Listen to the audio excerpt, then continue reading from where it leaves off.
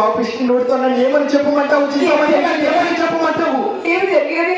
ఏమండి, ఈ శవ జాగరణ ఒంటరిగా చెయ్యలేను అని కాళ్ళ వేల పడి బ్రతికిలాడు. కర్కశుడనై గొంతు నూమి పారవేసి నా రాతకు ఈ గాఢాంధకారంలో, ఈ పెను తుఫానులో నా కోసం నన్ను వెతుకుంటూ వచ్చి కనోడక గుండె వేలి ఈ దృశ్యాలు పొందినట్టున్నది చింతమని.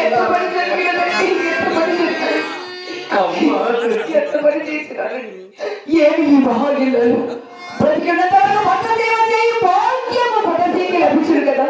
చచ్చి కూడా భర్తకు సేవ చేసుకుంటుంది. నీవు చాలా పుణ్యపురాలు తల్లి, నీవు చాలా పుణ్యపురాలు. అయినా మహాభాగ ఈ మళ్ళ సంతాప్తమైన దేహ మహాపాతక దోషం ఎన్ని జన్మలు తిన్నో తీర్చుకుంటున్నారు. ఇది చాలా అక్రమము. అవును చింతామణి, అక్రమమే చింతామణి, ముమ్మాటికి అక్రమమే. కానీ నన్నేమి చేయమనదు. నీ అందరి అనురాగము అన్యాలమున చేసే నన్ను ఈ విధంగా ఈడ్చుకొచ్చినది. నా ఎంతటి అనురాగం కొరకు ఇట్లు చేసినారా? అవును చింతామణి. మహాభాగా మీరు ముఖం పట్టుతారు కదా. ఈ ఎంగిలి కూటిపై ఎందుకు తీసే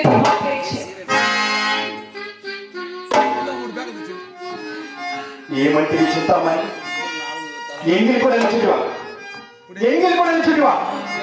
ఎన్నడూ వినబడిన మాటలు నీ నోటి కూడా వినవలసి వచ్చిందే. నన్ను ఎందుకు చిత్రమానం చేస్తావు చింతామణి? నన్ను ఎందుకు చేస్తావు? ఏమీటూ లేదు. ఇది బొత్తుగా నమ్మను. నీవు పవిత్రురాలు, ఎల్ల వేసల వంటి దానివి కానే కావాలి. ఊహించుకొచ్చుదారు కానీ నా ఎంత ఆధిక్యతయ్యి ఇంకేమున్నదండి? ఏమున్నది ఉంది చింతామణి. నీ ఎందు ఆధిక్యత ఎంతో ఉన్నది చింతామణి. జగన్మోహనకరమైన నీ సౌందర్యమే రా. ఆగండి. ఈ సౌందర్యం కొరకేనా ఇట్లు చేసేది? ఈ సౌందర్యం కొరకేనా అట్లయినా ఈ సౌందర్యం ఇప్పుడే చూపించదు. ఇక్కడే ఉంది.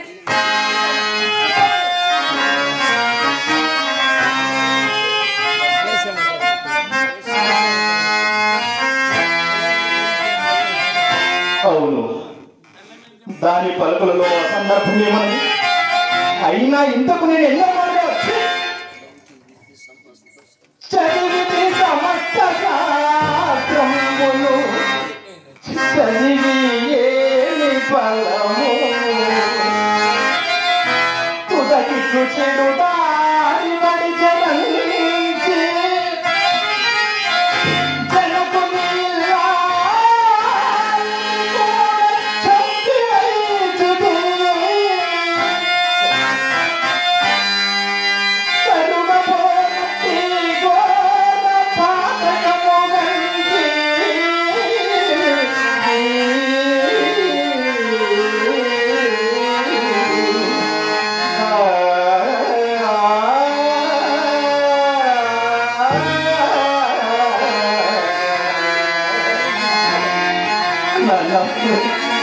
సాక్షాత్తు పరబ్రహ్మ స్వరూపుడమే.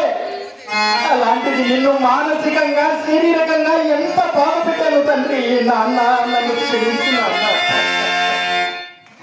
ప్రతి జన్మకు నీ కొడుకుగా పుట్టి నిన్ను సేవించుకునే భాగ్యం నాకు ప్రసాదించు నాన్న. జీవితేశ్వరి, నా సుమన సుమల్లి, నా అర్థంగ లక్ష్మి రాధ మరో మిమ్మల్ని ఎప్పుడు చూడగలుగుతుంది. ఇంతకన్నా దురవస్థ ఏముంది? ఇంత